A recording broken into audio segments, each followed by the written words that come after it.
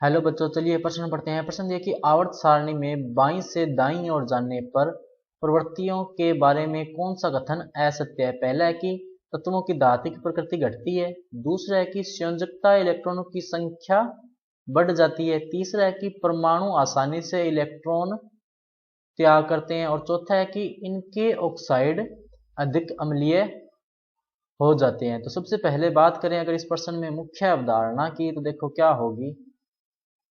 मुख्य अवधारणा जो इस प्रश्न में होगी वो होगी आवर्त सारणी में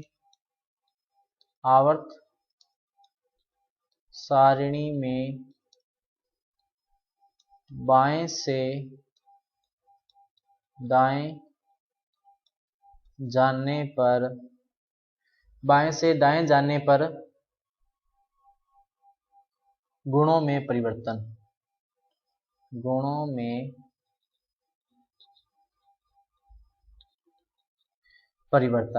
तो देखो क्या होता है ना कि जब आवर्त सारणी में बाएं से दाएं जाते हैं तो पहला क्या है कि धात्विक प्रकृति घटती है। तो निश्चित रूप से बाएं से दाएं जाने पर आवर्त सारणी में धात्विक प्रकृति घटती है, क्योंकि विद्युत ऋणता बढ़ने के कारण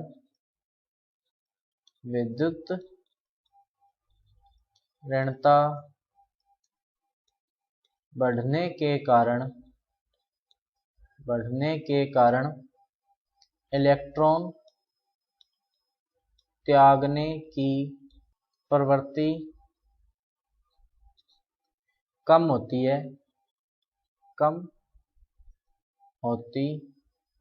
है, जिससे धात्विक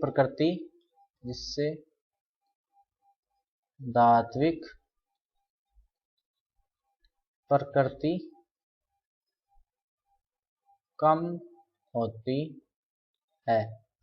दूसरा जो इसमें आता है वो ये आता है कि संयोजकता कोश में इलेक्ट्रॉनों की संख्या बढ़ती है। तो निश्चित रूप से आवर्त सारणी में बाएं से दाएं जाने पर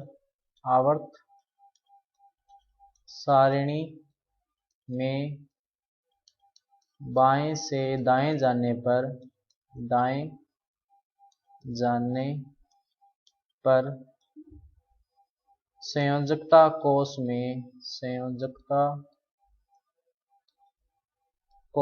में इलेक्ट्रॉन्स की संख्या बढ़ती है। जैसे देखो लिथियम होता है, इसका इलेक्ट्रॉनिक विन्यास क्या होता है 1s2 2s1। इसी वर्ग में सबसे लास्ट में होता है कौन, फ्लोरीन। इसका इलेक्ट्रॉनिक विन्यास क्या होता है 1s2 2s2 2p5। तो लिथियम के संयोजकता कोश में इलेक्ट्रॉन कितने हैं 1, और फ्लोरीन के संयोजकता कोश में इलेक्ट्रॉन कितने हैं 7। तो अपने देख सकते हैं कि आवर्त सारणी में बाएं से दाएं जाने पर संयोजकता कोश में इलेक्ट्रॉनों की संख्या में बढ़ोतरी होती है, यानी कि बी नंबर वाला भी कथन सही है, ए नंबर वाला भी कथन सही है। अब बात करते हैं अपने सी नंबर वाले की। तो देखो सी नंबर वाला कथन क्या कह रहा है कि परमाणु आसानी से इलेक्ट्रॉन त्याग करते हैं। नहीं, मैंने अभी बताया था पहले पॉइंट में आपको कि आवर्त सारणी में बाएं से दाएं जाने पर विद्युत ऋणता में बढ़ोतरी होती है, कि आवर्त सारणी में बाएं से दाएं जाने पर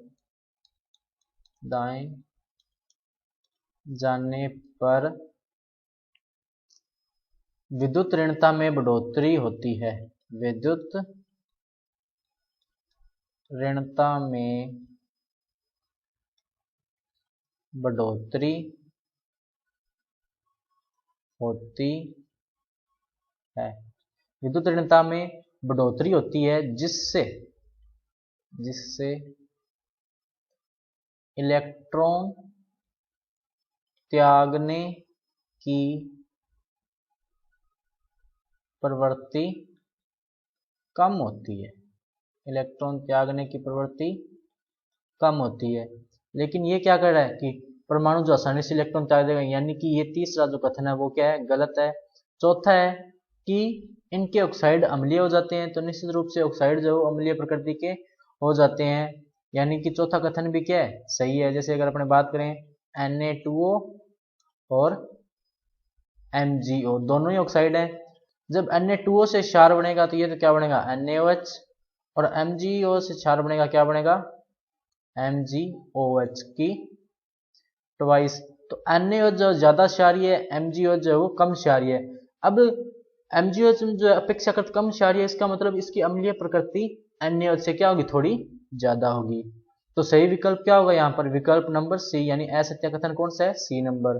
तो बच्चों ये था आपका उत्तर। मैं आशा करता हूँ आपको समझ में आया होगा। धन्यवाद।